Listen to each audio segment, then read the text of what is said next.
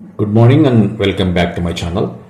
What would you do if your entire year's hard work was destroyed overnight?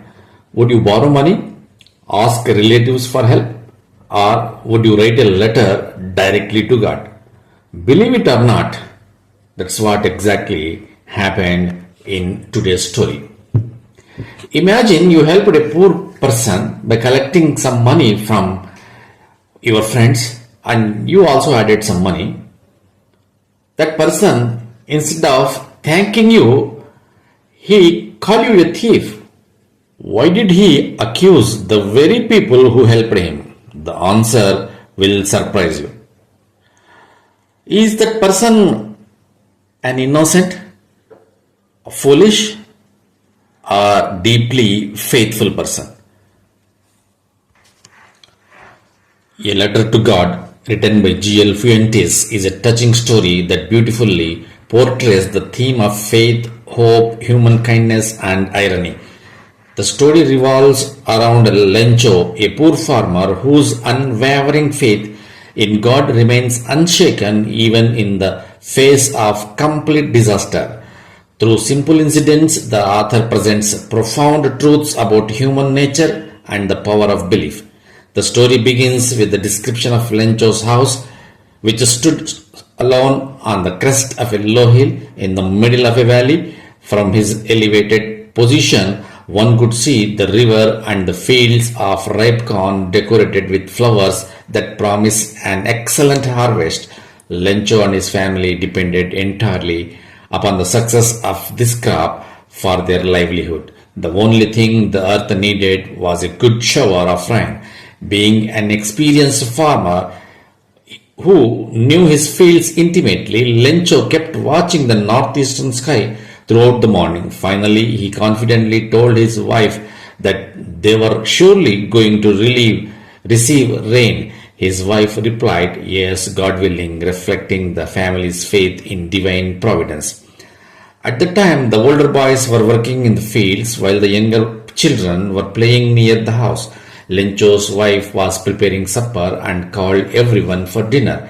During the meal, just as Lencho had predicted, large drops of rain began to fall. Huge mountains of clouds approached from the northeast, and the fresh, sweet smelling air filled everyone with happiness. Lencho stepped outside merely to enjoy the sensation of rain falling upon his body. Overjoyed, he compared the raindrops to new coins, saying that the large drops were 10-cent pieces and the smaller ones were 5-cent pieces. To him, rain symbolized wealth, prosperity, and the promise of survival. However, the nature suddenly took a cruel turn. A strong wind began to blow, and along with the rain came large hailstones. These hailstones resembled silver coins, but instead of bringing prosperity, they brought destruction. The younger boys ran out to collect the frozen pearls. Unaware of the danger, Lencho soon realized the seriousness of the situation and prayed that the storm would pass quickly. Unfortunately, the hailstorm continued for an entire hour, striking the house, the garden, the hillside, the cornfield, and the entire valley. When the storm finally ended, the devastation was complete.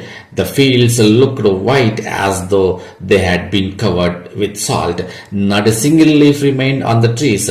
The corn cob was entirely destroyed, and the flowers had vanished from the plants. Standing in the middle of the ruined field, Lencho sadly remarked that even a plague of locusts would have left behind something, but the hail had spared nothing. He declared that there would be no corn harvest that year. That night, sorrow filled the lonely house. The family lamented that all their hard work had gone to waste. They feared that they would go hungry because they had no other source of income. Yet, in the midst of despair, one hope remained alive in their hearts: faith in God. Someone reminded the family that no one dies of hunger, and Lencho especially believed that God, whose eyes see everything, even the deepest thoughts of the human conscience, would surely help them. The author describes Lencho as an ox of a man, emphasizing his strength and hard-working nature.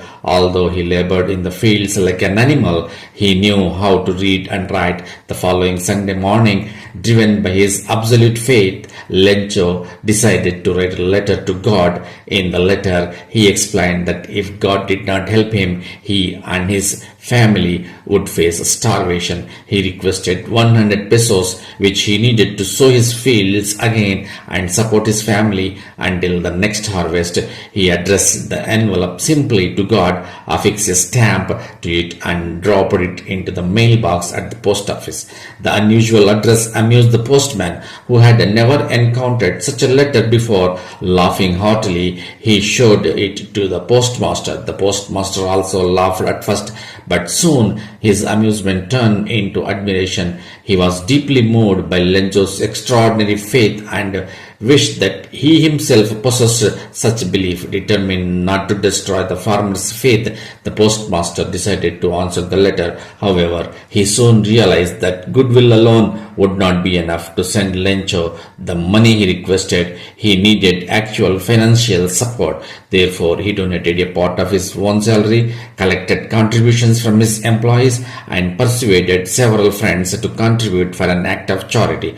Despite their efforts, they could gather only a little more than half of the amount requested. The postmaster placed the money in an envelope addressed to Lencho and enclosed a letter signed with a single word, God.